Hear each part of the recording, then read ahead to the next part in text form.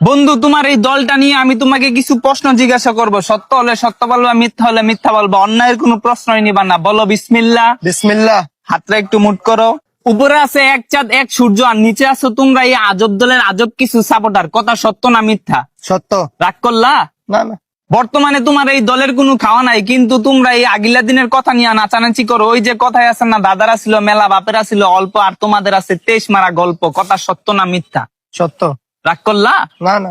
2014 বিশ্বকাপে তোমরা 7টা গোল খেয়ে সেটা কাটতে ভরে আসলে। এখন যদি তোমাদেরকে কেউ 7 আপ বলে যাওগা, তোমরা সেইটা ওই যে কথায় আছে না, সোরের মারা বড় গেলা। কথা সত্য না মিথ্যা?